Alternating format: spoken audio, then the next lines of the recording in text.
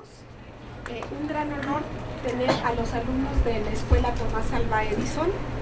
Como todos ustedes saben, son un colegio de convenio de pase automático para todos aquellos alumnos que les interese la oferta educativa de la Universidad de las Américas. El día de hoy han sido invitados a escuchar esta conferencia de la reforma educativa. Nos acompañan el doctor Juan Ramos, es el director de la carrera de Derecho, y el maestro Eduardo Sherlin, maestro de tiempo completo de algunas materias impartidas dentro de la universidad. Su experiencia laboral de ellos es una experiencia, les voy a leer un poco. El doctor Juan Ramos ha sido subsecretario de Seguridad Pública en la Secretaría de Seguridad Pública Federal. Él es maestro actualmente de la licenciatura en Derecho. Y el maestro Sherlin es maestro de tiempo completo, impartiendo diferentes materias en la universidad.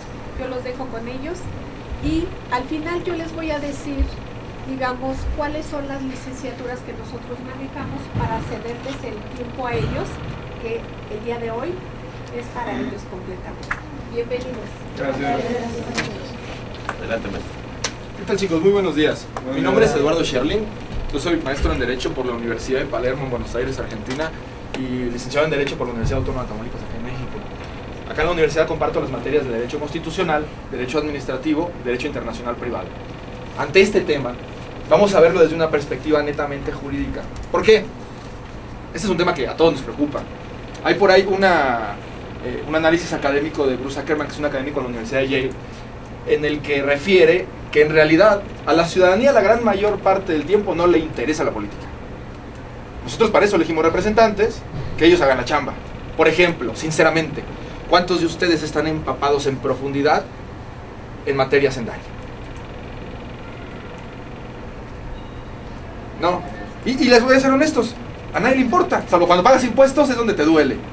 Pero sobre qué están discutiendo, cómo lo hacen, bueno, o eres académico o trabajas fiscal y estás empapado, o pagas y en ese momento te dolió. Pero la gran mayor parte del tiempo, la gran mayoría de la gente no le interesan los impuestos. ¿Ok? Y es un tema, vamos, es un tema sumamente ríspido, sumamente técnico y sumamente importante. Pero es así, no podemos obligar a la ciudadanía a que se interese por el 100% de los temas que se discuten todos los días en el ámbito político mexicano. Sin embargo, y ahí ustedes mismos no me dejarán mentir, hay ciertos temas que sí nos preocupan especialmente. Hay ciertos temas en los que Bruce Ackerman dice son momentos constitucionales, debido a que, además del trabajo que se realiza en los tres poderes y en los tres niveles de gobierno, la ciudadanía está implicada de manera particular. Un ejemplo muy importante es, por ejemplo, el voto de la mujer. Ahora pues, están celebrando los 60 años de la reforma constitucional que permitió que la mujer pudiera sufragar el voto. Y haciendo un análisis en retrospectiva, parece que a la gente nos preocupaba eso. O sea, en realidad no podía ser que en México, en los años 60, bueno, 50 fue la reforma, pero con este movimiento post Segunda Guerra Mundial, siendo el primer país que reglamentó los derechos sociales en el mundo, derechos campesinos, derechos de trabajadores, no tuviéramos esta oportunidad. Bueno, porque no era solo de México, era todo el mundo. O sea, especialmente en Latinoamérica, los movimientos de Eva Perón fueron los que promovieron o impulsaron este primer feminismo, después con el libro de Simone de Beauvoir, etcétera, etcétera, hasta que al día de hoy, bueno, existe algo más de participación, aunque aún falta, y estamos todos de acuerdo, mucho por hacer. ¿Ok? Otro gran tema, por supuesto, es este. ¿Por qué?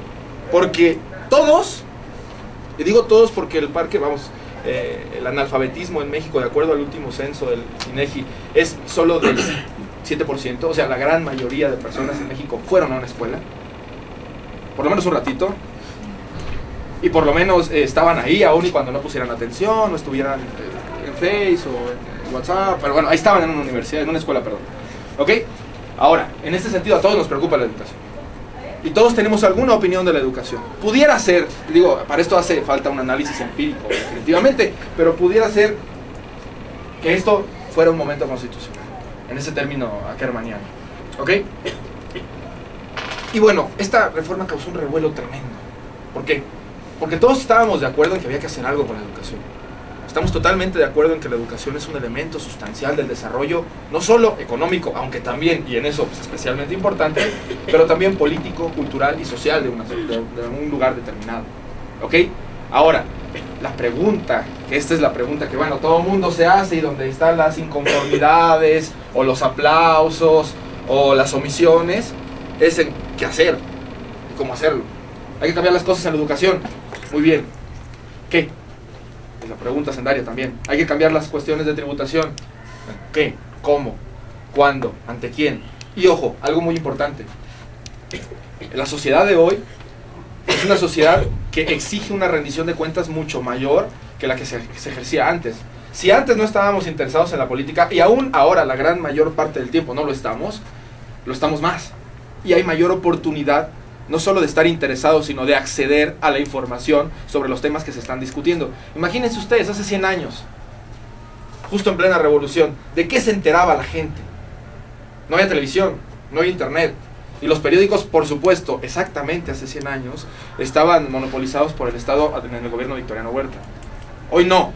Hoy mucha gente, por supuesto, mucha gente tiene inconformidades respecto a las falencias que hay en libertad de expresión, pero no, vamos, esto recuerdo mucho que le pregunté a un maestro, Martín Fara, un maestro mío en Argentina, maestro, ¿por qué la gente se queja tanto? Dice, porque la gente no se acuerda que tuvimos una dictadura. Sin embargo, aún hay que quejarse, ¿ok? Para eso están esos instrumentos, ¿ok? Y hay que exigir cuentas. ¿Por qué? Porque son nuestros representantes. Nosotros de alguna manera sufragamos nuestro voto para que estuvieran ahí. Y ojo, por supuesto, su chamba debe ser respecto de nosotros mismos. ¿Ok? Ahora, ¿qué pasó con la reforma educativa? Vamos a analizarlo desde una perspectiva jurídica. ¿Ok? Ahora, esto hay que analizarlo desde muchas otras perspectivas, sin duda alguna, para hacer un análisis completo. Por ejemplo, podríamos hacer un análisis sociológico. Hay una rama especial de la sociología de la educación, en la que se realiza un análisis de, por ejemplo, las relaciones de poder, las estructuras políticas que estructuran la educación, los planes de estudio. En el derecho hay una corriente muy importante en la Universidad de Harvard. Es una corriente que se dio hace 30 años, los Critical Legal Studies, pero los académicos que crearon esa corriente, que supuestamente por muchos filósofos está superada, pues siguen ahí dando clases. Entonces siguen tocando estos temas de la educación en el derecho, como se tocan en todas las demás disciplinas. Pensemos que la gran mayoría de presidentes de México institucionales, después de la creación del partido, ustedes saben qué partido, ¿verdad? Muy bien. Después de la creación del partido, fueron abogados, hasta el quiebre que se dio no solamente en México, sino a nivel global, en los años 90, que México fue en el 88, cuando se empieza a ceder más respecto de los economistas. ¿Ok? Aún entonces es importante analizar qué pasa con la educación en estos sectores, qué pasa con la educación en el ámbito jurídico, donde muchos de los abogados van a ocupar grandes puestos, no solo en el sentido laboral, sino en el sentido político, van a ocupar grandes plazas respecto al ámbito político, jurídico, académico en el país. Senado, diputados, presidencia y, por supuesto, uno de los 3 poderes que está reservado para nosotros. ¿Ok? ¿Hasta aquí más o menos? Muy bien. Ahora, ante esto vamos a analizar la reforma educativa respecto a, primero, ver que fue una reforma, luego ver cómo se da una reforma, ver quién participa en una reforma y supongo que algo que les causará a ustedes un especial interés, pues ver que se cambió. ¿Ok? Muy bien. Empecemos. Primero, antecedentes. Cuando refiero a antecedentes no vamos a hablar de un movimiento histórico, etcétera, etcétera, sino de cómo se dio en realidad la reforma. ¿Ok? Solo vale la pena mencionar un antecedente histórico. ¿Cuál? México fue el primer país en el mundo, y esto lo digo no con emotividad, sino es una descripción netamente histórica, empírica y comprobable. El primer país en el mundo en el que el Estado asumió la obligación de impartir educación. Antes de esto, la educación era vista como un derecho de primera generación negativo. ¿Qué quiere decir esto? Que el Estado lo que tenía era la obligación de no impedir que la gente se instruyera, pero nada más.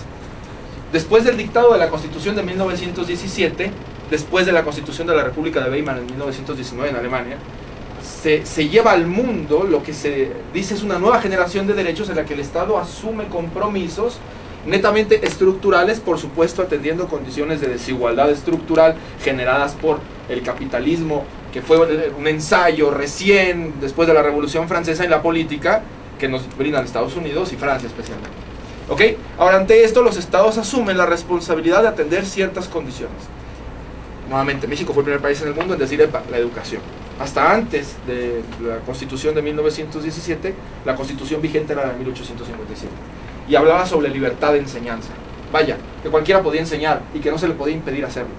Sin embargo, después de la reforma, bueno, de esta nueva Constitución de 1917, ya no hay libertad de enseñanza en ese sentido netamente, sino la libertad de enseñanza más derecho a la educación, donde el Estado asume la obligación de pagar maestros, pagar escuelas, elaborar planes de estudio, crear mecanismos de acceso a la educación, etcétera, etcétera, etcétera. ¿Ok? Ahora, eso lo hemos mantenido desde entonces. Desde 1917 México ha mantenido el derecho a la educación.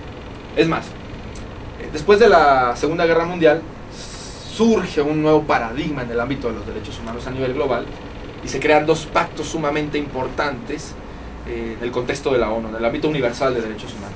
El Pacto de Derechos Civiles y Políticos y el Pacto Internacional de Derechos Económicos, Sociales y Culturales.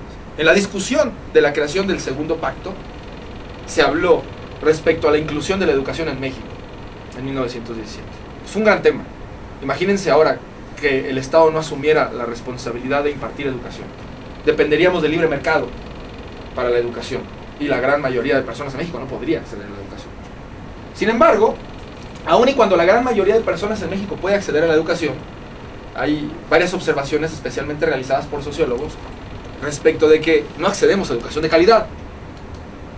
Tenemos escuelas, es más, el INEGI ahí es medio tramposón porque dice que hay un analfabetismo de solo el 7%, pero no dice aquellos que sí van a la escuela, qué calidad de educación tienen, cómo podemos valorar el que no son analfabetas. Y básicamente es porque saben leer y escribir, pero saber leer y escribir, ustedes estarán de acuerdo, no es es una herramienta esencial, pero no es la herramienta para el crecimiento económico, el desarrollo social de un país. Eso es como lo mínimo, ya está, no podemos hablar de algo menor a eso, pero con eso solo no vamos a salir adelante. ¿Ok? Ahora, ante eso este presidente fue el que propone la iniciativa, el presidente Peña Nieto, inmediatamente que asume la presidencia. El 10 de diciembre envía al Congreso una propuesta de reforma constitucional. ¿Ok? Eso es muy importante porque el presidente ejerce una de las funciones del Estado. Las funciones del Estado, México adopta una, vamos a decir, tradición montesquiana respecto a una división de poderes establecida en el 49 constitucional en tres. El supremo poder de la federación se divide en tres. ¿Cuáles son? Ustedes seguro lo tienen que saber. Ejecutivo, muy bien. Legislativo y judicial. ¿Quién es el titular del poder ejecutivo? El presidente de la República. ¿Quién es el titular del poder legislativo? El Congreso de la Unión. Y respecto al poder judicial de la federación, no se asume una titularidad, sino un órgano que es especialmente importante, que es la Suprema Corte de Justicia. Sin embargo, la Suprema Corte no está en la Constitución como titular del poder porque hay ciertas decisiones, ciertos ámbitos de competencia en los que no puede decidir, tales como en materia electoral, que tenemos un tribunal especial. ¿Ok? Muy bien. Ahora, el tema es que cada uno de estos tres poderes ejerce una función del Estado. El Poder Ejecutivo ejerce la función de la administración. El Poder Legislativo ejerce la función de dictar normas de carácter general.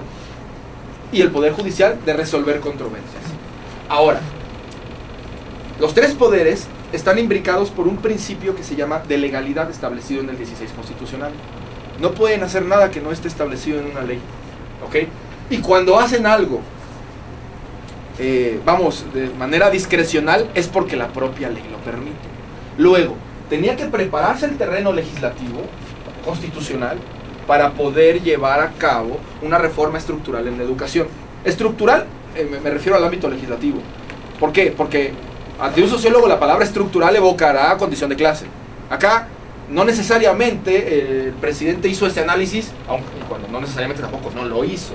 Sin embargo, tenía que hacer esta modificación total, por eso me refiero con estructural, para darle la oportunidad a él mismo de poder administrar en la materia, al Congreso de dictar normas en la materia y al Poder Judicial de resolver controversias en la materia.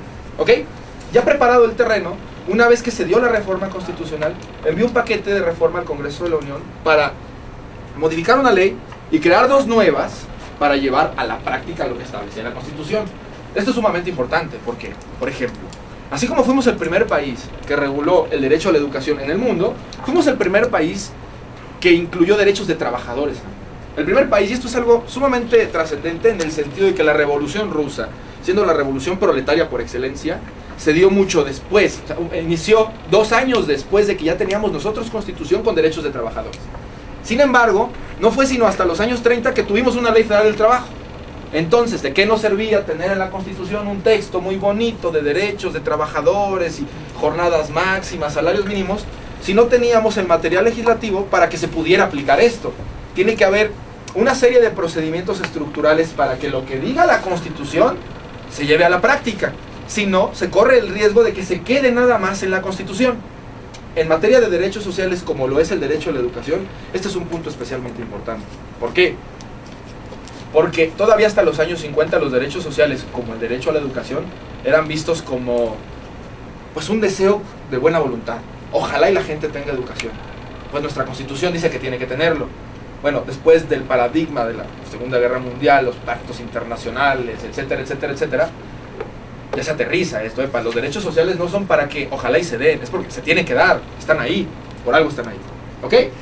Ahora, en ese sentido, el 13 de agosto el presidente, el 13 de agosto de este año, recién se acordarán por los paros, envió un paquete de reforma legislativa para preparar los dispositivos para poder llevar a cabo la reforma constitucional en materia educativa. ¿Ok? ¿Más o menos? ¿Sí recuerdan los paros, verdad? Sí, claro. Por supuesto. Todavía está. Muy bien, todavía están por ahí, seguro. ¿Ok? Ahora, ¿cuál es el objeto de la reforma educativa? Esto es muy importante, ¿ok? Porque el que la educación esté a cargo del Estado no solo implica que el Estado tiene que educar. También debemos establecer directrices en cómo, en a quién, en de qué manera, en qué sentido, ¿ok? Y el artículo 3 constitucional, que es el artículo que refiere a la educación, ha sido objeto de muchas reformas en la materia. Por ejemplo, quizá alguno de ustedes recuerde que hace 2 años se dio una reforma muy importante, también estructural en materia de derechos humanos. Ahora, no solo se reformó qué es un derecho, dónde los podemos encontrar, cuáles son y cuáles no son, sino que además el artículo 3 estableció que la educación que se imparte en México deberá fomentar el respeto a los derechos humanos. ¿Ok? Pensemos esto, hay un filósofo que ahora es especialmente relevante a nivel global, John Rawls, mediante un libro que hace después de la Segunda Guerra Mundial en los años 70 que se llama Teoría de la Justicia. Tiene una ideología política sumamente particular que en Estados Unidos es vista como de izquierda. Para nosotros no sería tan de izquierda, pero es igualitaria, en ese sentido es vista como de izquierda. Y John Rawls establece que la educación es un elemento sustancial para una reforma estructural, ahora sí en el sentido clasista. Sin educación es muy poco probable que las personas puedan tener un desarrollo económico. Por ejemplo, supongamos que el Estado hace una reforma hacendaria generando incentivos para el crecimiento económico a través de, por ejemplo, la construcción de pequeñas y medianas empresas. Sin embargo, si la gente no tiene la preparación técnica específica para desarrollar estas empresas, no vamos a tener garantías de que eso genere crecimiento económico. ¿Por qué? Porque muy probablemente sean ensayos extraños los que la gente haga sin analizar variables costo-beneficio, donde al final las empresas quiebren, no funcionen y vamos a tener más pérdidas que ganancia. ¿Ok? Ahora, también, respecto de una expectativa de vida, la educación genera una expectativa de vida diferente. Pero nuevamente, educación de calidad. John Rawls nunca dijo, tiene que ser educación de calidad porque se asumió que de qué otra manera podía ser. O sea, tiene que ser buena educación. ¿Ok? Muy bien. Ahora, el objeto de la reforma son, como recién lo vimos, la Constitución y 3 leyes. Una ley que ya teníamos y 2 leyes que se necesitaron crear. ¿Cuál es el énfasis de la reforma? Y esto es muy importante. El énfasis de la reforma, y esperemos con esto destruir muchos mitos, es que la educación tiene que ser de calidad. Ese es un énfasis importante, aparece en todos los dispositivos que fueron reformados. ¿Ok? Ahora, ¿cómo podemos realizar una modificación estructural tal que el Ejecutivo pueda inmiscuirse en temas de educación con esta perspectiva de educación de calidad? Bueno, lo hizo a través de un procedimiento de reforma constitucional y legislativa. ¿Cuáles fueron las normas objeto de la reforma? Constitución Política de los Estados Unidos Mexicanos. Ya lo dije, y seguro ustedes lo saben desde primero de primaria. ¿En qué artículo está el derecho a la educación en México? Tercero. Muy bien. ¿Cuántos artículos tiene la Constitución? 136. Muy bien, exactamente. Le preguntaron a muchos diputados de la Asamblea Legislativa, no sabían. Muy bien, exactamente 136 artículos, especialmente del 1 al 29 son derechos. Digo especialmente porque por ahí hay sueltos derechos más allá, por ejemplo, relativos a ciudadanía y nacionalidad, y derechos de los trabajadores que están en el 123. Además, fue reformada la Ley General de Educación, que es la ley reglamentaria de este derecho en específico. ¿Qué quiere decir ley reglamentaria? La Constitución dice que tenemos que tener derecho a la educación y que la educación la debe impartir el Estado. La Ley General de Educación es el dispositivo más importante desde el ámbito, vamos, administrativo, en el que se establecen las condiciones en que se deba dar esta educación. Y además fueron creadas dos leyes: la Ley del Instituto Nacional para la Evaluación Docente y la Ley del Servicio Profesional Docente. ¿Ok? Ahora, primer paso. ¿Qué fue lo primero que se tuvo que hacer? Realizar una modificación al texto constitucional. ¿En qué se modificó? Esto es muy importante. Este es el fondo de la reforma. ¿Qué se cambió del texto constitucional? Primero, garantizar el máximo logro de aprendizaje en los educandos. Fíjense, el rubro de la educación de calidad lo vamos a ver ahora. Pero de nada sirve tener educación de calidad si no tenemos el desarrollo cognitivo de los alumnos que aprendan o saquen jugo de esa educación de calidad. En ese sentido será ineficiente tener, desde el punto de vista técnico, educación de alto nivel si no tenemos las herramientas para que esa educación llegue a los alumnos. ¿Cuál creen ustedes que sea una de las herramientas sustanciales para que la educación llegue a los alumnos? Levanten la mano, por favor. ¿Puedo repetir la pregunta? Sí. ¿Cuál creen ustedes que sea una herramienta fundamental para que la educación llegue a los alumnos? Que hay un programa nacional, ¿no? Que hay un programa nacional. Sí, pero en un nivel más sencillo. Para que tú aprendas, ¿qué necesitas? Un maestro. Maestros, totalmente. ¿Qué más? Porque no nada más necesitamos buenos maestros. Podemos tener excelentes maestros, excelentes alumnos y aún faltarán otras cosas. Totalmente, infraestructura educativa.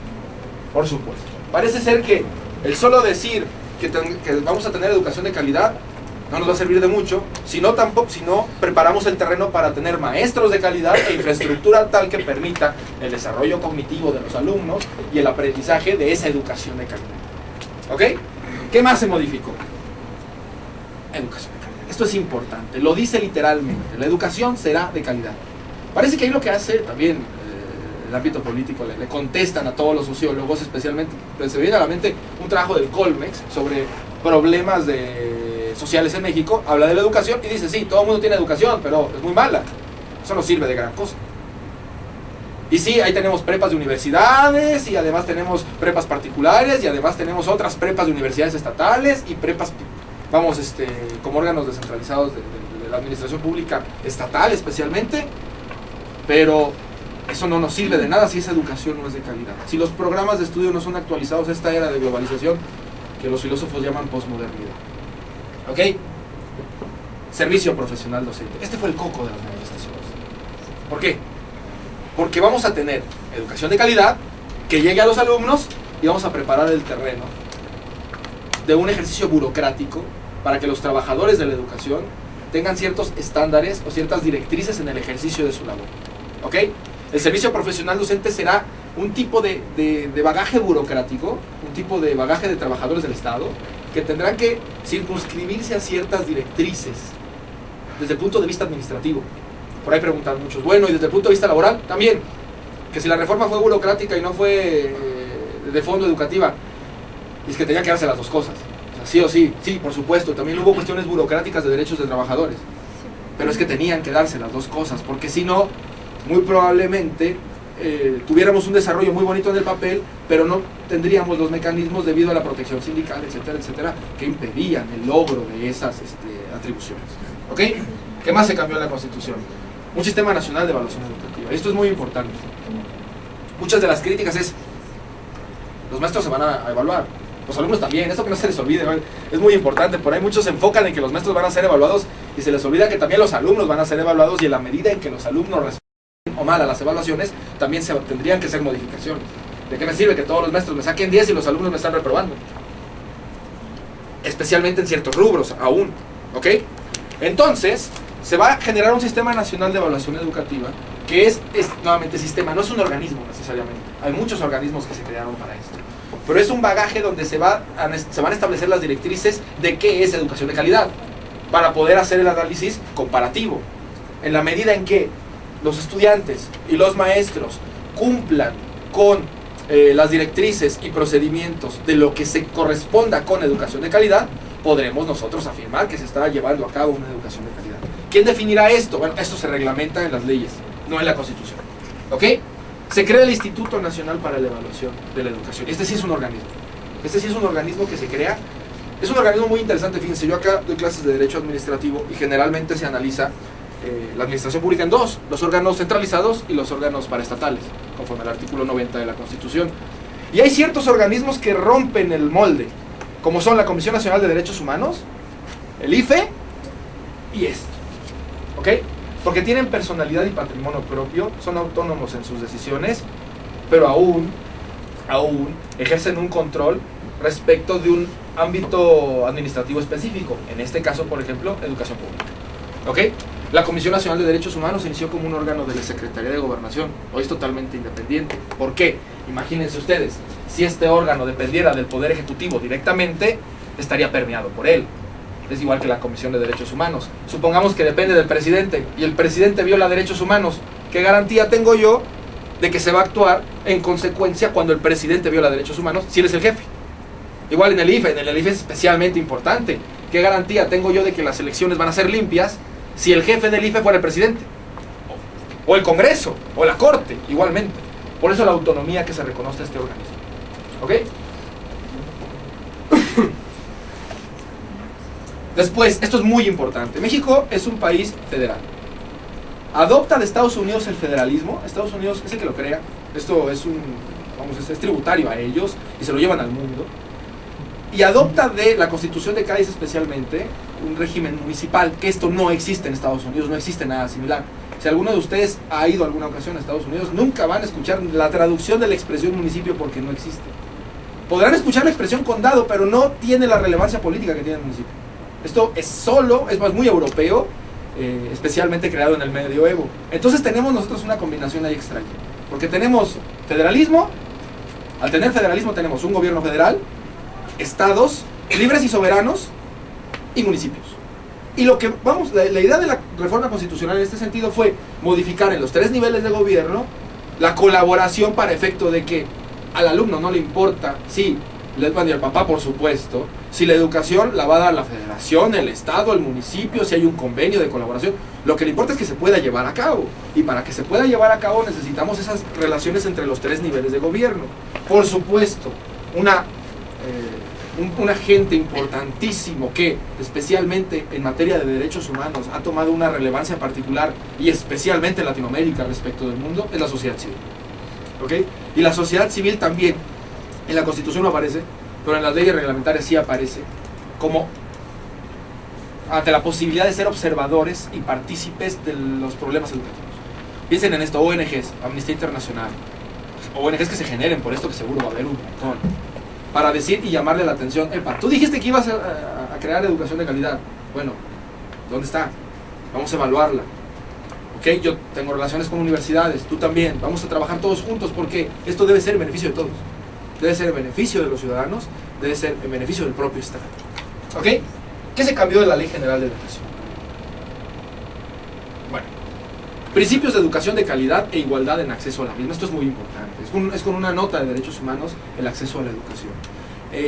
La Constitución en el tercero no es tan profunda al respecto. Sin embargo, a partir de la reforma en materia de derechos humanos, nosotros tenemos que mirar, además de la Constitución, los tratados internacionales. En este sentido, el tratado rector del derecho a la educación es el Pacto de Derechos Económicos, Sociales y Culturales. Y la ONU tiene un Consejo Económico y Social que dicta observaciones del pacto.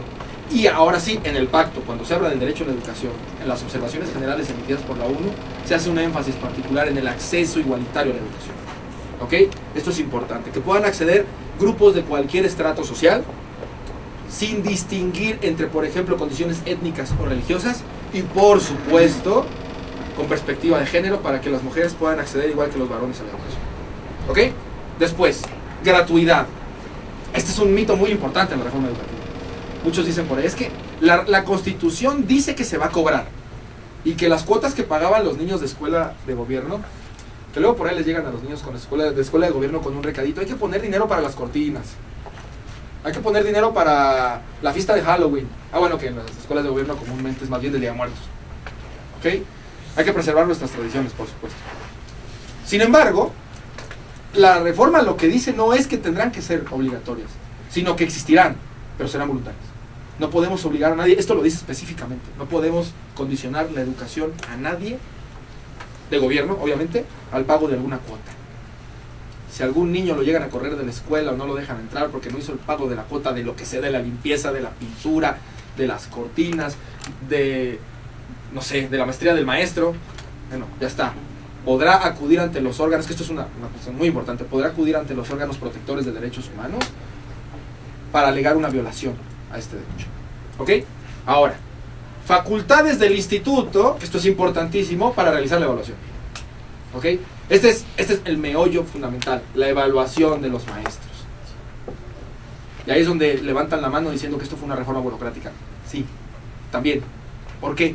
Porque para hacer llegar educación de calidad tenemos que tener las herramientas, dijimos, infraestructura y maestros. Y para que la educación pueda llegar con esa calidad tenemos que contar con maestros que acrediten que pueden hacer llegar la educación con esa calidad. Y en ese sentido tenemos que evaluar a los maestros. No evaluamos conocimientos del maestro. Por ejemplo, tenemos un maestro de historia en secundaria. No se debe evaluar si el maestro sabe o no historia. También, pero no es el rubro importante. Sino que sepa hacer llegar ese conocimiento de historia que tiene a los alumnos. Con criterios pedagógicos. ¿Ok? Obligación de los maestros en someterse a las evaluaciones. Salario digno. Lo dice específicamente la Ley General de Educación, que los maestros tienen que tener un salario digno. Y premios y estímulos. Deberán rendir cuentas. En español no existe la palabra. Es una... especialmente en materia de combate a la corrupción, es una palabra que se utiliza mucho en Transparencia Internacional, ONGs, acá en México existen un par de ONGs, Fundar, por ejemplo, es accountability. No existe la expresión en español, la asumimos como rendición de cuentas. Sin embargo, rendir cuentas no quiere decir nada más cómo estás gastando el dinero, sino también qué estás haciendo, cómo lo estás haciendo. Vamos, es esa parte del derecho al acceso a la información consagrado en el artículo 6º de la Constitución que permite a la ciudadanía decirle al gobierno qué está pasando con eso. Y la idea en la reforma, tal como pasó con el paquete que se vio para la reforma constitucional en materia de energía, va en el sentido de la posibilidad de exigir rendición de cuentas a las autoridades educativas respecto de los rubros de evaluación y calidad en la educación. ¿Ok? Y escuelas de tiempo completo, que esto es algo que ya se venía manejando, solo que la Ley General de Educación dice que se deberá de hacer cada vez más para que los alumnos puedan tener educación de entre 6 y 8 horas diarias. ¿Ok? Ahora, se crearon 2 leyes nuevas. Estas no existían. La ley del Instituto Nacional para la Evaluación Docente, que nos dice qué reglas se tienen que seguir para llevar a cabo esa evaluación. Muchos maestros por ahí, por supuesto que es algo muy interesante, y dicen, ¿para quién nos va a evaluar? Quizá los que nos va a evaluar no tienen los conocimientos técnicos específicos en pedagogía para llevar a cabo la evaluación. Bueno, la ley del Instituto Nacional para la Evaluación dice cómo se va a llevar a cabo esa misma, quiénes participan, ojo, por supuesto, por exclusión, quienes no participan en la evaluación, y en general participa la sociedad civil, la academia y los órganos creados para esto, como el instituto. ¿Ok? Y la Ley General del Servicio Profesional Docente. La Ley General del Instituto Nacional para la Evaluación nos dice para qué es creado este instituto, y especialmente para esto, para que se contribuya a la calidad de la educación. 2, para que se formulen políticas educativas y se implementen planes y programas de estudio. 3, se ofrezca información sobre el grado de cumplimiento de los objetivos de mejora. Esto es muy importante, piensen ustedes, ciudadanía. Ustedes en 5 años podrán preguntar, ¿qué está pasando? O sea, hubo una reforma en materia de derechos humanos, ¿cómo vamos? Hubo una reforma en materia de educación, ¿cómo vamos? Va a haber una reforma, o bueno, está por ahí todavía caliente, va a haber una reforma en materia de energía. ¿Qué pasó? ¿De qué ha servido? ¿Por qué? Esto atribuye a una participación más democrática. Democracia en el término aristotélico es el gobierno del pueblo. Digo en el término aristotélico porque después de la Ilustración se asume una modificación en la expresión pueblo que gobierna y se establece una regla de mayorías. ¿Ok?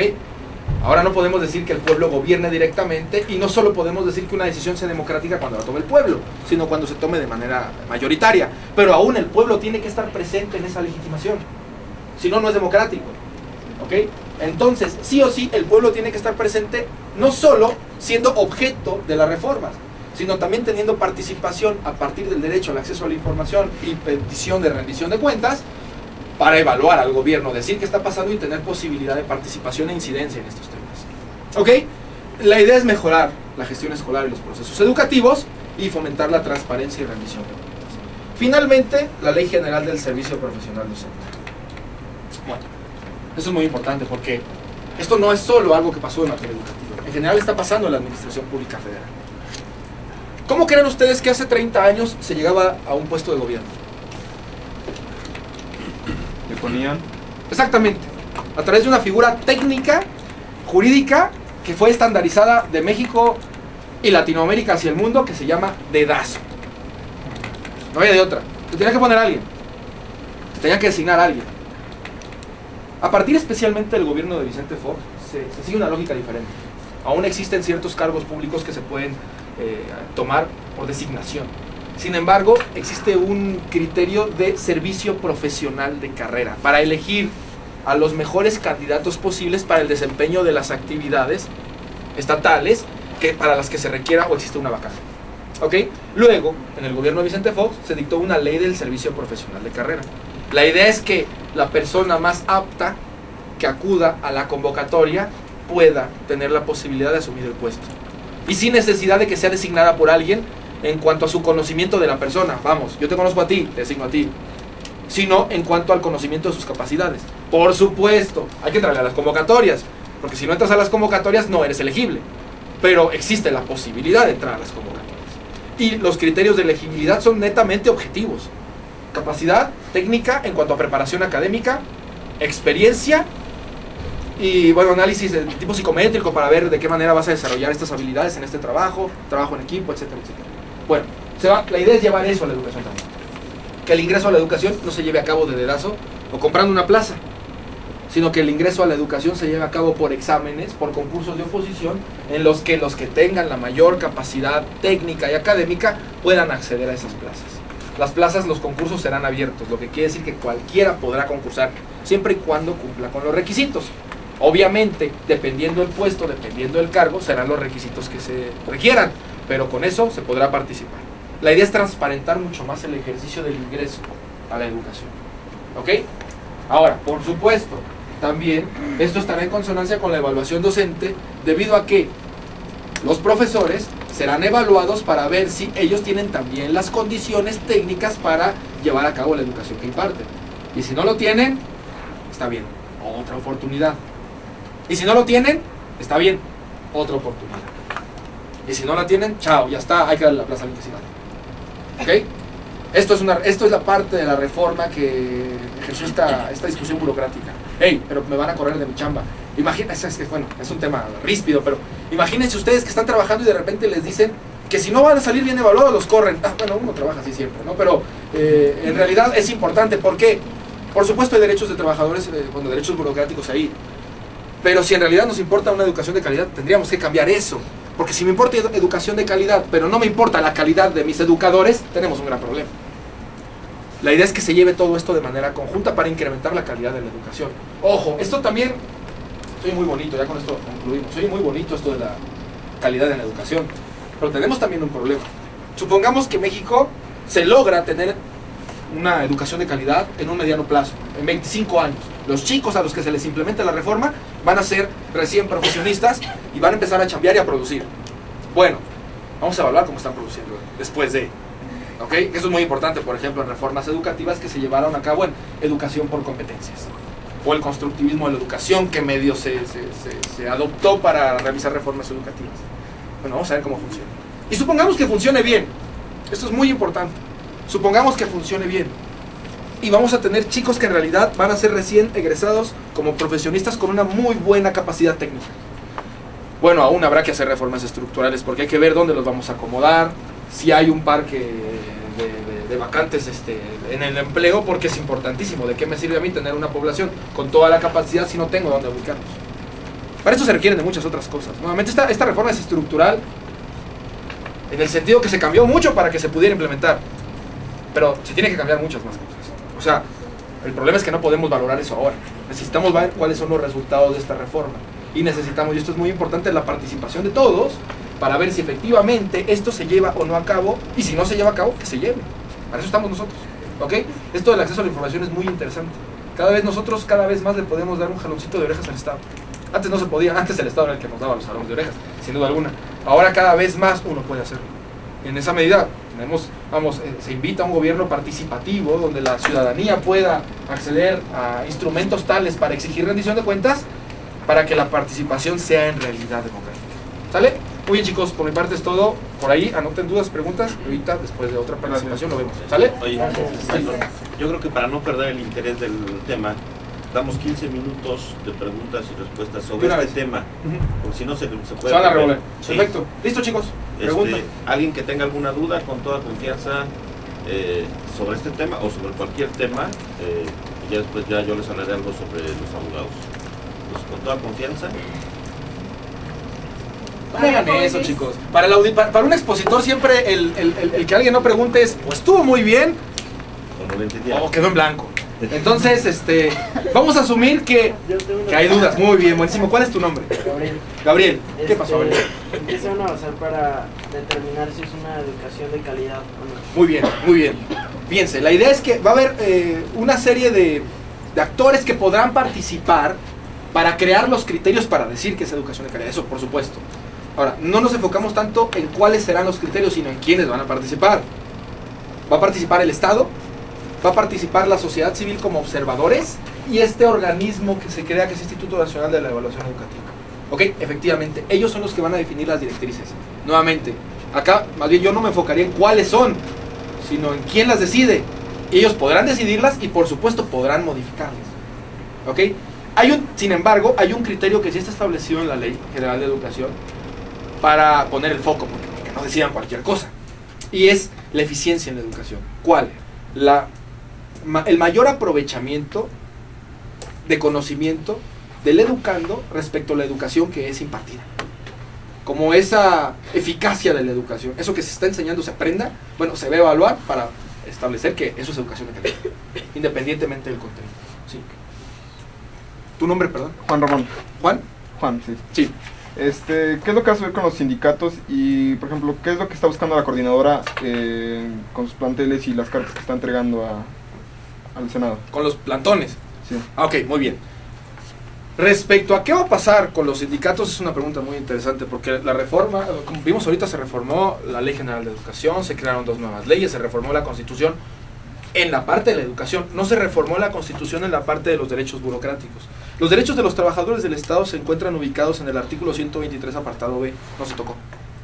Y una Ley Federal de los Trabajadores al Servicio del Estado, no se tocó. Y por supuesto en materia de seguridad social, la Ley del ISSSTE, que esa ya se tocó hace algún tiempo, con esta reforma no se tocó. Luego, existe la posibilidad de que ellos tengan también derechos colectivos desde el punto de vista sindical. ¿Ok? Eso no se modificó para nada. Cada dependencia de gobierno, y esto es muy importante, cada dependencia de gobierno puede tener un sindicato, solo uno. Eso es a diferencia de la empresa privada. En la empresa privada puede haber tantos sindicatos siempre y cuando se cumplan con los requisitos para su formación. Ahora, este es un tema sumamente interesante porque por eso existe una coordinadora, porque no puede haber 2 sindicatos. Existe un Sindicato Nacional de Trabajadores de la Educación y una Coordinadora Nacional de Trabajadores de la Educación. Ahora, en ese sentido, la protección sindical seguirá. Ahora, ¿qué quiere la coordinadora? Esa es una pregunta netamente política. Vamos, yo te diría hasta este momento que la gran mayoría de gente que está ahí plantándose no sabe qué quiere la coordinadora. La idea de la coordinadora en el discurso, o sea, el que quiere en el sentido, vamos, profundo, el discurso es que no se realicen las evaluaciones. Ese es como el discurso principal. Sin embargo, nuevamente, o sea, no vamos a decir el gobierno está bien, el gobierno está mal.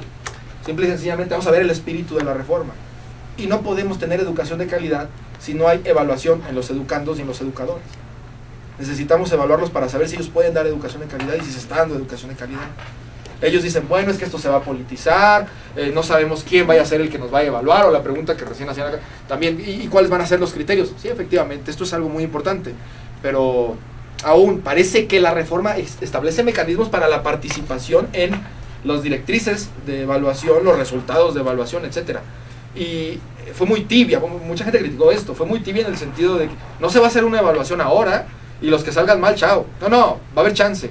Va a haber, por ejemplo, hay una figura que se designa en la Ley General de Educación, que es un tutor que va a acompañar al maestro entre tanto se implementa esto y se logra llevar a cabo por un periodo de 2 años. Y entre tanto te vamos a evaluar. Ahora, tú vas a saber cuáles son los criterios de evaluación previamente. Y si te ajustas o no a ellos, bueno, ya será el resultado en consecuencia. Aún nuevamente, ¿qué quieren? Ese es un tema netamente político. Quizá no quieran eso. O sea, quizá en realidad no quieran que no se lleve a cabo educación, sino otra cosa netamente política, que bueno, excede totalmente. Y seguro, o sea, seguro, vamos, no es que me niego a contestar esa parte, sino que seguro es importante, pero pues ahí necesitamos un análisis de otra manera. Y seguro la gran mayoría de maestros no saben qué es lo que quieren. Sí, ¿alguien más por allá había levantado la mano? ¿Cuál es tu nombre? Yair, Yair, ¿qué pasó, Yair? hablaba usted en una de las reformas que iba a haber algo de rendición de cuentas. Sí. Hoy por hoy pues sabemos que hay recursos que desaparecen cuando se les entrega a los estados para Totalmente. en el plan de N3 y entre muchas otras cosas. ¿Cómo se va a llevar la contabilidad de los recursos que se le van a otorgar a todos los sectores educativos? Vamos a tratar de responderla desde dos perspectivas. Una perspectiva algo más general del derecho al acceso a la información y una perspectiva en específico de acá qué va a pasar, ¿ok? En cuanto al derecho al acceso a la información es en suma importante porque efectivamente tú puedes acceder como ciudadano a través de muchos mecanismos institucionales a las cuentas que se están llevando a cabo, no solo en materia económica, porque eso por supuesto es importante, qué recursos se están desviando, pero también en otro tipo de materias, por ejemplo acá en criterios de educación, ojo, por ejemplo, en la chamba de los tribunales, cuáles son, con la reforma en derechos humanos, cuál es el conocimiento de los tratados internacionales, qué se ha modificado, desde el punto de vista netamente técnico, no necesariamente económico, ¿ok? En ese sentido, ahora existe la posibilidad, ojo, es una oportunidad que se abre, pero que hay mucho para trabajar sobre el tema. La Corte Interamericana, por ejemplo, no litigo, y la Corte Interamericana dice que cualquier persona puede ir a cualquier juzgado a revisar un expediente. Y eso no es cierto, acá no. O sea, yo voy y el del archivo me va a pedir mi identificación para ver si yo estoy autorizado para revisar ese expediente o si ejerzo algún patrocinio legal. Entonces vamos, hay mucho todavía sobre los temas a trabajar. Sin duda alguna esto, por ejemplo, de las fugas en el plan de N3, que ahora bueno es un tema que se discutió mucho con esto de Acapulco, y en general también en materia de participación política, lo que se le da a los partidos, etcétera, etcétera, es un gran tema. Pero existen mecanismos para acceder a la información. Ahora, ¿qué puedes hacer con lo que tú obtienes?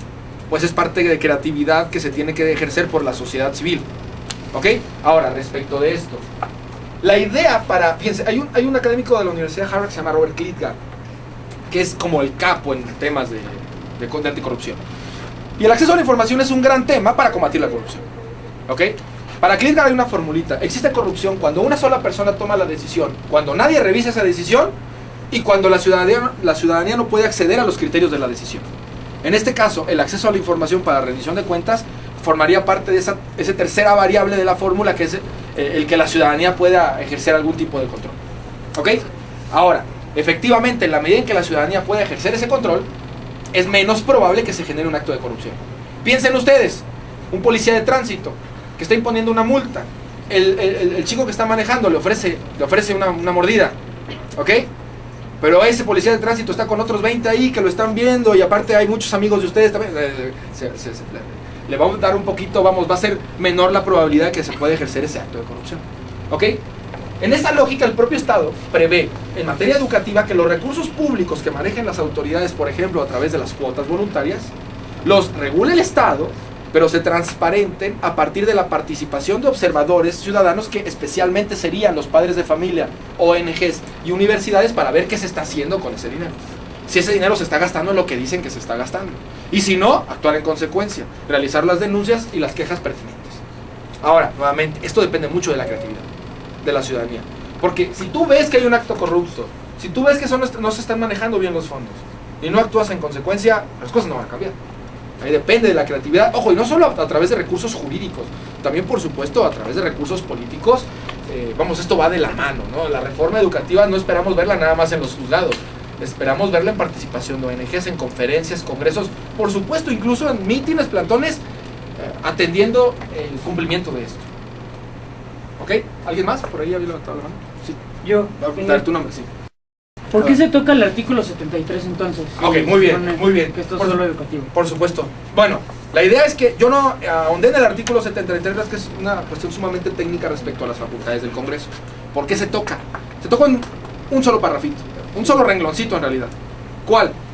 El Congreso es el único órgano que tiene la facultad para dictar leyes a nivel federal. ¿Ok? Sin embargo, no puede dictar cualquier ley. En el sentido que nosotros somos una federación, tenemos que distinguir entre las leyes que puede dictar el Congreso Federal y las leyes que pueden dictar los estados. El artículo 124 dice que todo aquello que no esté expresamente conferido a la federación queda reservado a los estados. Vaya, la federación no lo puede hacer.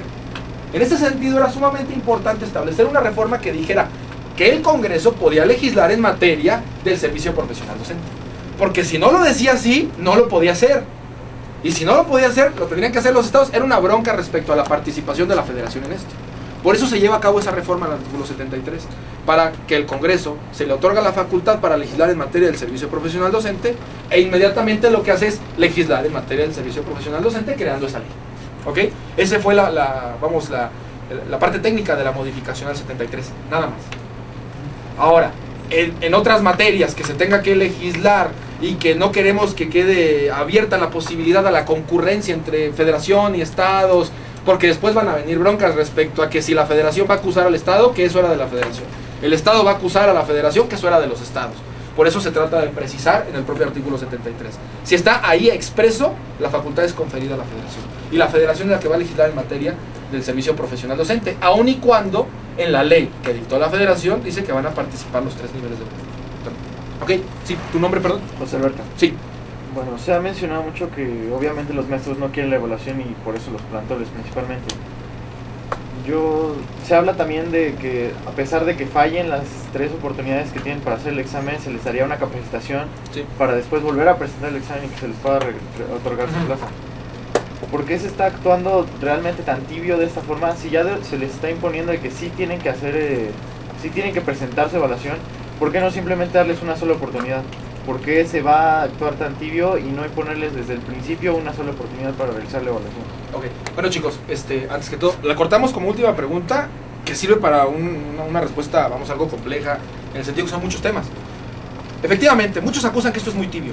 La idea no es que después de la tercera evaluación se pueda hacer una capacitación, sino a partir de la primera. O sea, saliste mal en la primera, te capacito, te designo un tutor para que te vaya llevando de la mano en este cambio. Vuelves a presentar. Saliste mal otra vez, está bien, vamos a volver a hacer capacitación, vamos a conducirte para que tú puedas asimilar estos procedimientos educativos, y si en la tercera evaluación sales mal, ya está. ¿Ok? El punto es que efectivamente muchos acusan que esto es muy tibio. ¿Por qué 3 evaluaciones? ¿Por qué no una? ¿Por qué esperarnos? Porque la educación no puede esperar. Si el tema es que tenemos que mejorar la calidad de la educación, ¿por qué nos vamos a esperar a 3 evaluaciones, siendo que la primera será después de un año de pasada la segunda será después de un año de pasada la primera? Mucho tiempo. ¿Ok? ¿Por qué? El tema es que también tenemos que verlo desde el punto de vista del cambio paradigmático que se está haciendo. O sea, imagínense ustedes, vamos, el gobierno parece haber tenido en cuenta que esto es un cambio paradigmático. Imagínense ustedes, ahorita van en quinto en prepa, ¿verdad? En sexto. Muy bien, chicos. Imagínense ustedes que de repente les dicen, chicos, ya no existen universidades, existe algo nuevo, muy diferente. Bueno, ustedes desde niños crecieron con esa idea de la universidad, porque sus papás crecieron con esa idea de la universidad, porque sus abuelos crecieron con esa idea de la universidad, porque la universidad en México está desde el siglo XVI, ¿ok? Y en el mundo en general está desde la Edad Media. Ahora, la idea es que como es un cambio paradigmático tan trascendente, muy probablemente los maestros de ahora estén imbricados con el paradigma anterior. Entonces, no queremos afectar derechos burocráticos de manera tajante con una evaluación. Lo que vamos a hacer es tratar de conducirlos al cambio de paradigma. Las cosas ya son diferentes. Ya tu chamba no la tienes segura por estar en el sindicato. Tu chamba la tendrás segura si eres un buen maestro y puedes producir educación de calidad. Y ojo, ¿cómo vamos a valorar eso? Si sales bien en las evaluaciones. Sin embargo, nuevamente es un cambio de paradigma que modifica en general el ámbito burocrático, laboral, de la educación. En ese sentido, la idea es hacerlo de manera gradual, a efecto de que no se afecten derechos. ¿Ok? Porque, imagínense ustedes también, supongamos que se hace la evaluación hoy, y supongamos que existe un parque de maestros de alrededor de 10 millones, y 8 millones salen mal, se van. Bueno, el Estado también tiene un problema que asumir si 8 millones de maestros se van ahorita, porque tiene afectación de derechos. Obviamente eso va a incidir en falta de crecimiento económico, etcétera, etcétera, porque esa gente te está dejando de producir. Ahora, tenemos de una parte crecimiento económico conforme al 25 constitucional y de otra parte derechos de los trabajadores de la educación conforme al 123. La idea es hacerlo todo esto de manera, compaginada, ¿no? el gobierno tiene que tener eso en cuenta. Fue una de las grandes críticas, por ejemplo, cuando Calderón desaparece Luz y Fuerza. ¿Qué haces con esos trabajadores? Es un tema. O sea, no quiere decir que estuvo bien o mal. Eso merecerá otro análisis. Pero es un tema. Y es un tema que tiene que resolver ¿quién? El Estado mismo. Entonces el Estado, previo a generar ese problema, él mismo se genera una forma de solución previa que permite la oportunidad de que se dé el cambio de manera, el cambio de paradigma de manera gradual. Ahora, aún así, ya después de 3 evaluaciones ya está. La idea es, el Estado tiene que asumir que se va a generar educación de calidad y no podemos esperarnos mucho. Muchos dirán, 3 evaluaciones es mucho, pero pensemos, nosotros tenemos educación de mala calidad desde el 1521. Entonces, en la medida, haciendo un análisis costo-beneficio, en la medida que esto me implique el protegerme de otros costos que me generaría arrojar al mercado o al ámbito de desempleados a muchos maestros, bueno, vamos a tratar de hacer esto de manera gradual para el mismo Estado evitarse otro problema. ¿Ok? Bueno, chicos, pues muchísimas gracias por su atención. Gracias. Espero que les haya servido.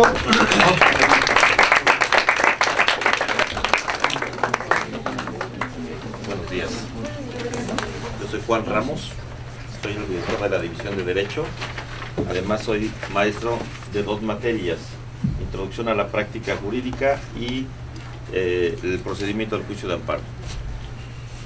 Esta plática muy sencilla va a ser para los que tengan interés en ser abogados y para los que no lo tengan, tratar de interesarlos. No les voy a dar ahorita las bondades de la universidad porque eso ya se los podrán dar después. Les voy a decir cómo influye el derecho en la vida de todas las personas. ¿Sí? Cómo nos enfrentamos nosotros a las leyes, ¿sí? Y cómo debemos de observarlas cuando nos afectan o cuando nosotros afectamos. ¿Sí?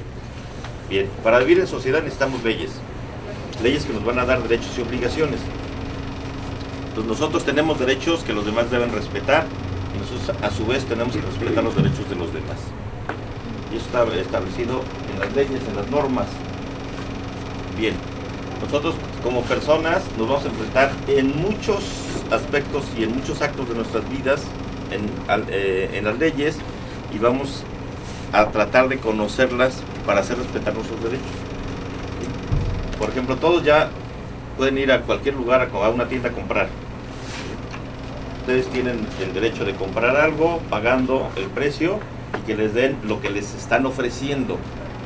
Si les dan algo diferente a lo que les ofrecieron, ¿ustedes se van a quedar callados? No, o sea, les están violando sus derechos. A ustedes les dijeron que les van a entregar una prenda o un objeto de tal calidad, ¿sí? Y no les entregan eso, entonces ustedes tienen un derecho. Aquí tendrían que acudir a una instancia para resolver una situación de un consumidor. Hablemos de la Procuraduría Federal del Consumidor. ¿Sí? Bien. En otro aspecto, alguien puede aquí rentar una casa para vivir, para que él viva, o ser dueño de una casa que la va a rentar a otra persona. Para eso necesitan hacer un contrato. Para hacer el contrato necesitan un abogado. ¿Sí? Bien. Supongamos que derivado de un contrato de arrendamiento existen violaciones a ese contrato. No les pagan la renta. ¿Sí? O la utilizan para lo que no debieron utilizarla.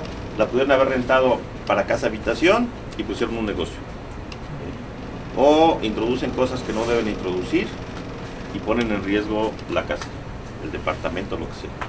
Entonces, ¿qué tendrían que hacer? Pues hacer valer sus derechos. Aquí sí no pueden hacer ustedes mismos. Tendrán que buscar un abogado y el abogado hacer una demanda y acudir a un juzgado.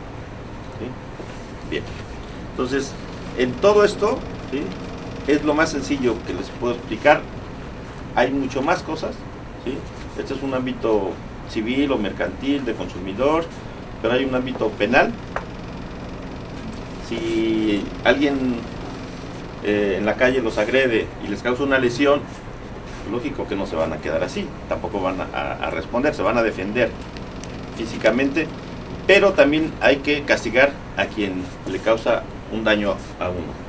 ¿Y cómo hacemos? ¿Sí? Hay instancias o autoridades a las que nosotros podemos acudir. En este caso tendremos que acudir. ¿Alguien sabe a quién acudimos cuando cometen un delito en nuestro agravio? ¿A quién, perdón? No sé, a la Sí, está bien. delegación.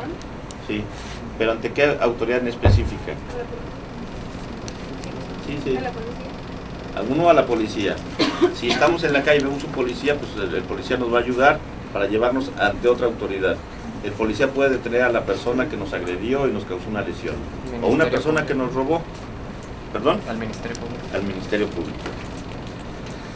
En México el Ministerio Público es el que va a hacer las investigaciones de los delitos. ¿Sí? Entonces, por ejemplo, iba una persona con otras dos y llegó alguien y lo lesionó o le robó. ¿Sí? Entonces van al Ministerio Público, hacen las investigaciones, declaran al afectado y al agresor y a los testigos si hubiera, y se hacen las investigaciones. Y con esto el Ministerio Público va a mandar el asunto a un juzgado. El juzgado efectivamente, valga la redundancia, va a juzgar y va a determinar si efectivamente la persona cometió el delito y le va a poner una sanción. Todo eso no se puede llevar a cabo sin un abogado. ¿Sí? Aquí intervienen desde la persona que fue agredida, puede contratar a un abogado. La persona que va a ser el presunto responsable, que si todos vieron la película que ahora está otra vez de moda, lo del presunto culpable porque ya los denunciaron, más bien los demandaron civilmente. ¿Sí han oído esto de la demanda civil? Ahorita les explico. Entonces, el presunto responsable necesita un abogado por fuerza. Si no tiene dinero, ¿qué pasa cuando una persona detenida no tiene dinero? Le asignan uno de oficio, ¿sí? El gobierno lo paga. Bien. El Ministerio Público tiene que ser abogado.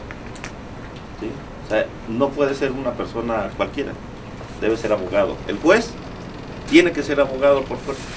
¿Sí? Y todos los que trabajan ayudándole al juez, que debe tener secretarios, tienen que ser abogados. ¿Sí? Bien, entonces necesitamos por fuerza siempre de un abogado. ¿Qué pasa cuando ustedes, ya muchos manejan vehículo? ¿Sí? ¿O no? Sí. ¿Qué pasa con el alcoholímetro? Si alguien conduce en estado de ebriedad, los detiene el alcoholímetro, les hacen la prueba y resulta que traen más alcohol en la sangre de lo permitido, ¿qué pasa? Te llevan al torito. Sí, lo común es lo que todos dicen, te llevan al torito. ¿Por qué te llevan al torito? Porque estás cometiendo una falta administrativa. Porque cometes una falta administrativa. ¿Qué es lo que estás violando? Pones en riesgo tu salud y las de los peatones. Sí, pero estás violando una falta administrativa contemplada en una ley. ¿En cuál? ¿En cuál, perdón? En el reglamento de tránsito. Tú no puedes conducir con cierto grado de alcohol en la sangre. ¿Sí? Entonces ahí estás violando esa normatividad. ¿Sí? Y te van a imponer una sanción. ¿Quién impone esa sanción? Nunca han tenido, no que ustedes hayan ido, pero que algún amigo o un familiar, ¿quién le impuso la sanción? El juez. Un juez cívico. Esta es una situación administrativa, no es una situación civil ni penal, que es un juez que depende del Tribunal Superior de Justicia. Este es un juez administrativo, juez cívico. Entonces, la policía lo detiene, junto con médicos, le hacen la prueba y resulta que trae más de lo permitido. Lo llevan con un juez o muchas veces ya viene el juez cívico en el grupo y le impone una sanción. ¿Qué sanción es la que le impone? Pues, 48 horas. bueno, sí, 32. depende de los niveles de alcohol, te aíslan en ese lugar. Ah, pero ¿cuál es la sanción? No la cantidad. ¿La sanción cuál es? Detención. ¿Cómo? No. O sea, ¿es una multa? No. ¿Cómo se llama? Te aíslan, sí, ¿Cómo? Arresto. Es un arresto. Y es un arresto administrativo. ¿Hasta por cuánto? 36. Hasta por 36 horas. No puede ser mayor de 36 horas. ¿Sí? Es lo máximo que le pueden poner. Es una sanción administrativa. No hay una sentencia, porque no es un juicio. ¿Sí? Como nada violó una norma administrativa, cometió una falta administrativa, como dice, ¿sí? Entonces le va a poner solamente un arresto administrativo hasta por 36 horas. Y dependiendo de las circunstancias, el juez va a valorar y le va a poner 18, 20, 24, 30, 36, hasta ahí. ¿Dónde las va a cumplir? En una cárcel administrativa. No la puede cumplir en una cárcel donde se cumplen penas para delitos. ¿Cuáles son las cárceles que ustedes conocen? Donde están delincuentes. Cerezos. Los reclusorios, los cerezos. Entonces, ahí sí hay o personas que están procesadas por un delito o ya sentenciadas por un delito, ¿sí? Aquí son faltas administrativas, no se pueden meter a las personas a cumplir los arrestos ahí. Hay una cárcel administrativa en el Distrito Federal que comúnmente le llaman el Torito, ¿sí? Pero es una cárcel administrativa para cumplir sanciones administrativas, ¿sí? Y entonces ahí va a estar. ¿Y ustedes qué derecho tienen cuando a alguien lo llevan? Un amparo. ¿Perdón? Tenemos derecho a amparo, ¿no? Bien. ¿Y el amparo qué te va a ayudar? A que lo cumplas en otro momento. No exactamente inmediatamente después de que cometiste la falta administrativa, sino tienes derecho a esperarte un tiempo o cumplirlo en cualquier momento que a ti se te acomode. Bueno, esa va a ser la consecuencia final. Pero el amparo no es esa la finalidad, ¿eh? El amparo, ¿sí?, es porque te violan tus garantías individuales. ¿Dónde están contenidas las garantías individuales? En la Constitución. Entonces, ahí tienes que contratar a un abogado para que te tramite un amparo, ¿sí? Normalmente, ¿sí?, estos amparos contra el alcoholímetro no se ganan. Entonces, la consecuencia va a ser lo que dijo el compañero, que vas a tener que regresar a cumplir lo que te falta de horas de arresto, ¿sí?, que te impusieron. Bueno, el amparo se busca siempre es para que los actos de las autoridades, siempre el amparo es contra actos de autoridad. Muchas veces la gente común y corriente, que no las criticamos, sino sencillamente pasan versiones de persona a persona, dicen, me voy a parar contra mi vecino. No, espera, los amparos no son contra los particulares. Los amparos son contra las autoridades o contra particulares que realizan actos de autoridad, ¿sí? Bueno, estos son contratos de autoridad que violan nuestras garantías. Aquí lo que va a pasar es que el amparo te protege de inmediato. Entonces, cuando yo tramito un amparo, le digo al juez que me libere de inmediato, ¿sí?, para no seguir en el arresto. Si pierdo el amparo, entonces tengo que regresar a cumplirlo. Pero les digo, si por ejemplo, vamos a un caso diferente, donde yo puedo tramitar un amparo. Si me clausuran un negocio, que sea mi única subsistencia, tengo una tienda de abarrotes y de eso vivo, llegan y me clausuran, yo puedo tramitar un amparo para efectos, ¿sí?, primero, de que yo pueda seguir trabajando esa tienda, porque es la única subsistencia. Y segundo, porque eso se derivó de un acto de una autoridad que no cumplió con algunos requisitos que debe de cumplir, ¿sí? Porque las autoridades siempre tienen que cumplir los requisitos que dice la ley. Por ejemplo, si a mí me clausuran, para clausurarme tuvieron que haber hecho una visita primero y darme a mí una garantía de audiencia, de alegar lo que yo tengo que alegar.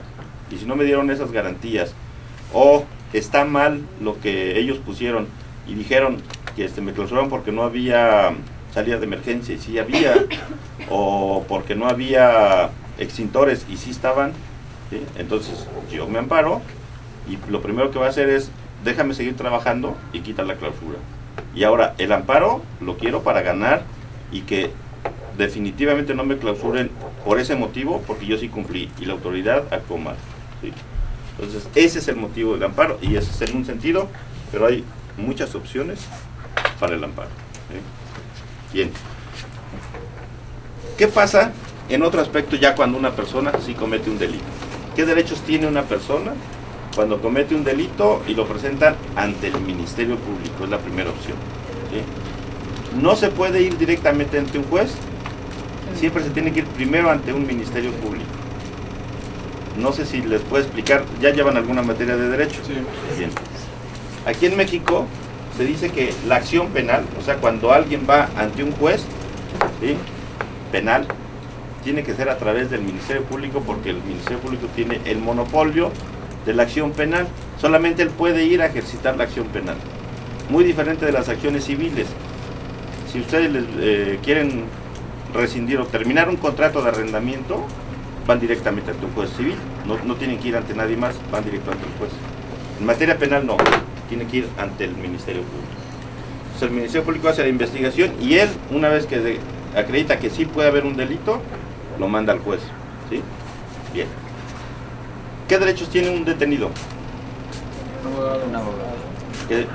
Que él pueda nombrar un abogado, ¿sí? Particular, ¿sí? O si no tiene un abogado, que se le nombre uno de oficio. Los de oficio los paga el gobierno. Que no esté más de 48 horas en la prisión, si no le han dictado una sentencia.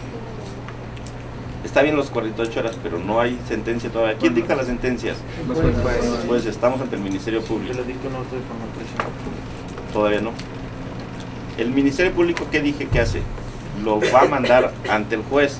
Entonces, en las 48 horas va a hacer la investigación y va a hacer dos cosas, cualquiera de las dos. Si acredita que sí puede haber un delito y que él lo cometió, lo va a presentar ante el juez. A más tardar en las 48 horas, lo presenta ante el juez. Lo consigna, se dice. ¿Sí? Y si no acredita que él pudo haber cometido el delito, lo tiene que dejar libre. Eso no quiere decir que se acabó la investigación. O sea, puede seguir la investigación sin que el señor esté detenido, porque en ese momento no se acreditó. Se puede acreditar después, ¿sí? Entonces, tiene 48 horas para integrar la averiguación previa y después mandarla al juez, ¿sí? Eso es lo que se tiene que hacer. Bien, entonces, uno, lo máximo que puede estar detenido, ¿sí? Y ya sea mandado al juez o dejado libre, sí, son 48 horas. Tiene derecho a un abogado. ¿Alguien más dijo por ahí algo? Es una llamada telefónica. Hacer una llamada telefónica. Guardar silencio. ¿Qué quiere decir guardar silencio? Solo tomar su declaración. Negarse a declarar, es eso. ¿Sí? O sea, no lo pueden obligar a declarar. Si él quiere declarar, va a declarar, y si no quiere declarar, nadie lo puede obligar a declarar. Y eso solamente lo tiene el presunto responsable, no lo tienen todos los demás. O sea, si yo soy denunciante, yo tengo que declarar por fuerza. Yo no puedo decir, no quiero declarar, no, tú declaras a fuerza. Si hay 2 testigos o 3 testigos o un testigo y es presentado ante el Ministerio Público o ante el juez, tiene que declarar por fuerza. El único que puede decir no quiero declarar y nadie lo puede obligar es el presunto responsable o al procesado ya ante un juez, ¿sí? Entonces, aquí todo esto, más bien la mayoría de las personas no sabe de sus derechos y quien los hace valer es su abogado, ¿sí? Entonces tú estando sentado ante el Ministerio Público no lo puedes decir al Ministerio Público, ahora declaras porque tienes que declarar, porque aquí hay una señora que está diciendo que tú le robaste. Él va a decir, yo no quiero declarar. Y si está el abogado, le dice, cuando vas en el artículo tal de la Constitución, no declara. Y no declara. ¿Sí? Ahora, ya en otra situación, si no estuviera detenido, lo mandan citar y cuando comparece puede tener ese derecho, pero además puede pedir que le den un tiempo razonable, 5 o 10 días, para que declare por escrito, ¿sí? Porque no todos los que están involucrados en la averiguación previa los detienen en ese momento. Alguien va y dice, bueno, mi vecino me causó un daño en la pared por tal cosa. Presento la denuncia, lo citan después, al mes es citado ante el Ministerio Público y llega con su abogado, porque cuando va al citatorio tiene que decir que es presunto responsable y que tiene que ir acompañado de un abogado. Entonces él llega y le dice, bueno, ¿y de qué me acusan? A su vez, de esto y eso. No declaro y deme 10 días para declarar por escrito. Le dan días para que declare y presente su declaración por escrito. Bien. Todos estos derechos los tiene que hacer valer un abogado. Si ustedes van a declarar por escrito, la declaración no la hacen ustedes. Con lo que ustedes le digan al abogado la va a preparar, la van a firmar ustedes, pero quien prepara esto es el abogado. Bien, una vez que se acredita que hay delito o que hay un presunto delito, se manda al juzgado y el juzgado entonces si está detenido, lo mandan con el juez y el juez tiene ¿cuánto tiempo para dictarle un auto de formal prisión? 72 horas. 72 horas, o dejarlo libre también puede ser. ¿Sí? Bien. Y si no está detenido y el Ministerio Público manda el expediente sin detenido, ¿qué es lo que gira el juez? O sea, aquí está el expediente donde se acredita que Pedro Pérez, que no está detenido, que está en su casa o no sé dónde, ¿sí?, cometió un delito y se lo manda al juez. El juez lo va a estudiar y dice, sí, creo que sí hay delito. Una orden de aprehensión, ¿sí? Una vez que gira la orden, se la manda a la policía la cumple, lo presentan ante el juez, y entonces sí, el juez, una vez que lo presentan, tiene 72 horas para dictarle el auto de formal prisión o dejarlo libre, y si se dicta el auto de formal prisión, o dependiendo del delito, puede ser que sea un auto de sujeción a proceso, sin que esté privado de su libertad, porque el delito no es muy grave, bien, ya se le sujeta un proceso, y entonces sí, después del proceso, donde se ofrecen pruebas y todo esto, ya se dicta una sentencia. Esa es una primera instancia. Si viene una sentencia y no estoy de acuerdo con la sentencia, me puedo ir a un recurso. ¿Alguien sabe cómo se llama ese recurso? Una apelación ante un superior de ese juez, ¿sí? En este caso, ante una sala del Tribunal Superior compuesta por 3 magistrados, ¿sí? Y si no estoy de acuerdo con esa sentencia que dictaron los 3 magistrados, ¿qué tengo ahí? Un juicio de amparo. Juicio de amparo contra la sentencia de los 3 magistrados. Y así tenemos todo ese panorama, así muy sencillo, es un proceso. Hasta las 3 instancias que existen, ¿sí? Bien. Y todo esto lo tiene que llevar un abogado, ¿sí? Eso es materia penal. Ya vimos una materia administrativa que comúnmente o un amigo, un familiar manejando el estado de ebriedad, pasa con el alcohol libre. ¿Qué pasa con un contrato civil? Que es lo que estábamos comentando, incluso de compraventa. Ustedes, para comprar una casa o vender una casa, ¿quién tiene que intervenir por fuerza? El comprador y el vendedor, ¿quién más? Un notario público. Los actos de traslación de dominio de inmuebles, tiene que intervenir un notario. ¿Y el notario qué es? Es un abogado, por fuerza, que tiene una autorización para hacer escrituras, ¿sí? Bueno, si ustedes van a comprar una casa, van con el vendedor y con el notario. El notario tiene que hacer ciertos trámites. ¿Para qué? Pues primero para asegurarse que efectivamente la casa es de quien la va a vender, ¿sí? Porque si no, él incurre en responsabilidad. Y si ustedes pagan una casa a una persona que no es el dueño, van a perder su dinero. Otra, que la casa que ustedes van a comprar no tiene gravámenes. ¿Qué es eso? ¿Perdón? No. ¿Dañada? ¿Que no ¿Cómo? está dañada? No. A ver, más fuerte no. Díganlo, no importa, no pasa nada. Un gravamen, que es grabado, que es que esté grabado. ¿Escrito? ¿Cómo? ¿Qué está escrito? No. Bueno, un gravamen es que tenga alguna afectación económica, por ejemplo. Si yo necesito dinero, puedo dar al banco, pedir un préstamo y dar mi casa en hipoteca. ¿Sí?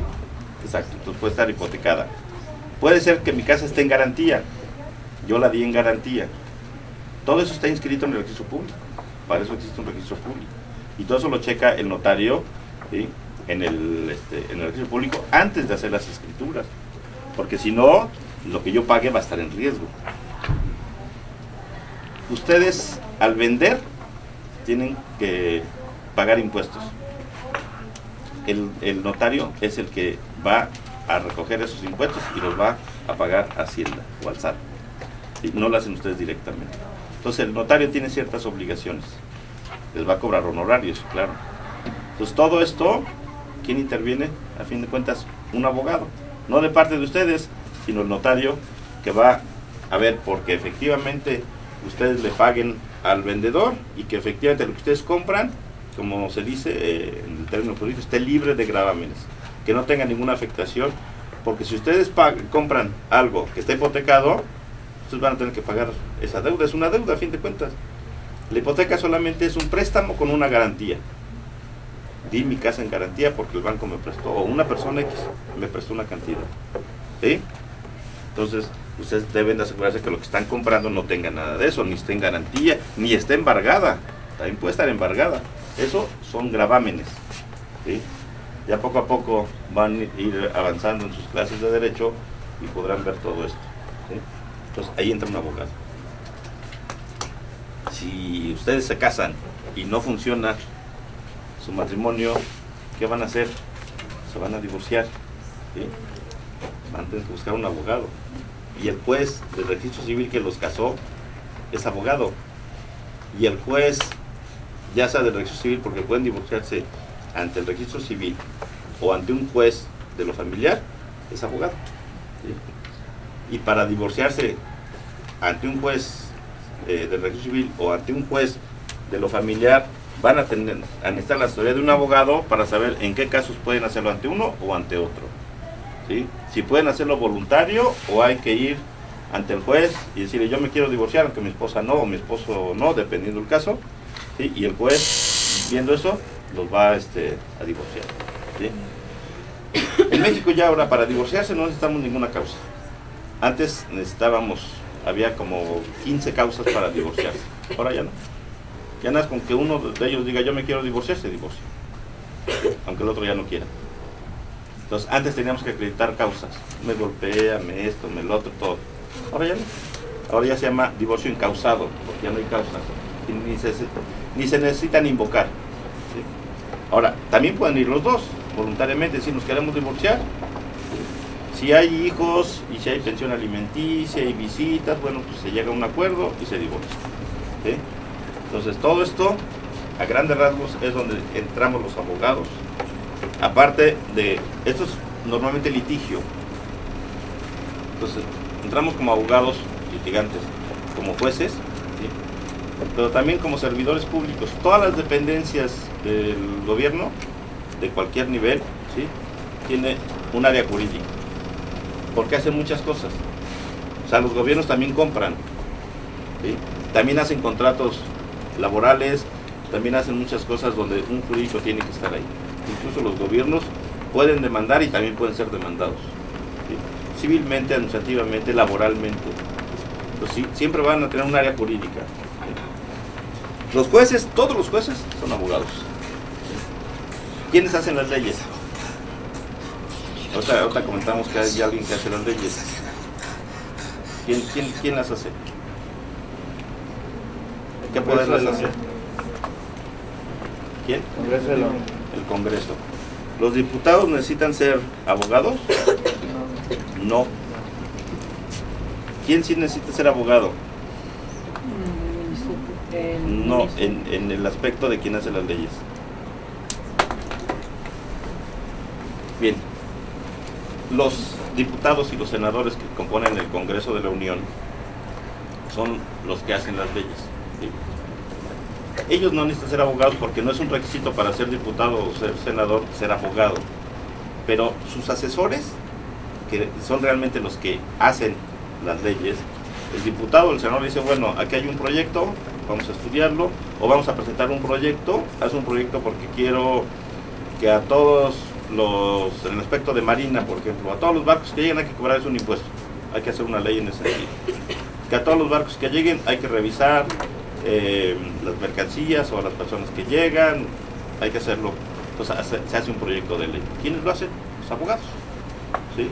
Entonces todos los asesores que tienen los diputados y los senadores son abogados. Y ya después de ahí podemos buscar abogados especialistas con cierta especialidad. Hay abogados que se dedican al fiscal, abogados de empresas que se les llama abogados corporativistas, ¿sí? Entonces ya eso dependiendo, muchas empresas o tienen abogados externos o se contratan un abogado que está dentro de su plantilla y está en la empresa. Entonces tenemos muchos ámbitos donde podemos desarrollarnos, ¿sí? No es uno solo, no es una sola actividad también. Lo importante de los abogados en este aspecto es también no ser un abogado general. El abogado general sabe muy poco, ¿sí? De todas las materias. Entonces es mejor saber mucho de una sola materia. Entonces es mejor ser especialista, ¿sí? Para que los que efectivamente quieran estudiar Derecho lo vean como un primer paso la licenciatura y como un segundo paso obligatorio un posgrado. Porque es importante. Ya en la vida profesional el que no tiene un posgrado tiene menos oportunidades, ¿sí? Bien, espero que les haya servido. ¿Tienen preguntas? Podemos todavía, tenemos tiempo para algunas preguntas, con toda confianza. sobre esto, sobre lo que acaban de ver, o sobre, quieren que hablemos sobre la universidad, podemos hablar sobre la carrera de Derecho, ¿sí? O sobre cómo funciona un juez, cómo funciona lo que ustedes quieran. Con todo gusto. Adelante. ¿Qué bolsa de trabajo ofrece esta universidad en sus diferentes carreras? Bueno, principalmente en Derecho. Aquí tenemos un área que posiblemente la licenciada Patricia les va a explicar, que ella es la encargada de esta área de bolsa de trabajo. Pero tenemos instituciones de gobierno, ¿sí? Por ejemplo, Gobernación, tenemos la la Bolsa Mexicana de Valores, y tenemos empresas y tenemos despachos, ¿sí? Que ya tenemos convenios con ellos, y en cuanto los alumnos van en cierto nivel, por decir algo, ya tienen el 80% de créditos, entonces ya pueden optar por acudir directamente ante estas empresas o instancias de gobierno, o ellos mismos nos piden que les mandemos a estudiantes de cierto nivel, ¿sí? La mayoría de nuestros egresados ya, primera salen la mayoría titulados, el 95% salen titulados, porque un requisito en el último semestre es que presenten la tesis, y una vez que terminan los estudios, lo único que hacen es hacer el examen profesional. Entonces eso se les lleva un trámite de 2 meses, pero ya se termina la tesis. Entonces ya están titulados. La carrera de nosotros en Derecho es bilingüe, entonces le damos materias en inglés de Derecho norteamericano. Entonces sí tienen cierto predominio sobre otras universidades. ¿Por qué? Porque son bilingües, saben Derecho norteamericano, ¿sí? Y ya salen titulados. Entonces eso les da una ventaja. En otras universidades ellos salen, no tienen la obligación de presentar su tesis en el último semestre, y entonces muchos se ponen a trabajar de pasantes y se olvidan de titularse. Nosotros no, sí les exigimos el último semestre, es un poquito pesado, pero es mejor presionarlos, porque van a tener mejores opciones. Y sí tenemos muy buenos despachos de prestigio, que les dan trabajo a nuestros egresados. Y ahorita les voy a explicar más a fondo esta situación, ¿sí? Nuestra carrera es de 8 semestres, 4 años, y les comentaba, les damos a partir del 5º semestre materias de Derecho norteamericano en inglés. Y eso lo hacemos también porque nuestra carrera nos da una doble titulación. Tenemos titulación en México y titulación en Estados Unidos, porque estamos certificados por una instancia de Estados Unidos, ¿sí? Que nos está revisando continuamente para que estén ciertos de que estamos cumpliendo con los requisitos para que pueda existir esa doble titulación, ¿sí? Entonces, esto nos lleva también a que tenemos que darles inglés. Dependiendo del inglés que traigan, se les hace un examen, y en el nivel que se les ubica, tendrán que llevar los cursos para completar un nivel 7 de inglés nada más. Si alguien ya trae un buen nivel de inglés, a lo mejor no cursa ninguno. Si trae un nivel medio, puede cursar 2 o 3 semestres. Y esto es para que ya en el 5º semestre puedan llevar las materias en inglés, ¿sí? Nuestros maestros, como requisito, nosotros les pedimos que mínimo tengan una maestría, ¿sí? Entonces la mayoría de maestros son maestros, tienen el grado de maestros, y algunos tienen el grado de doctor, porque sí tenemos que ahondar en esto. Ahora, los que no, que son los mínimos, necesitan tener una experiencia probada en la materia que están dando, ¿sí? Por ejemplo, hablábamos de un notario. Tenemos aquí una materia de Derecho Notarial. Tenemos un notario que tiene 30, 40 años de ser notario, ¿sí? Y una experiencia académica muy amplia. Entonces, aunque sea licenciado, pues con esta experiencia no necesita ser maestro, pero solamente en esos casos, y son los mínimos. La mayoría son maestros o doctores, ¿sí?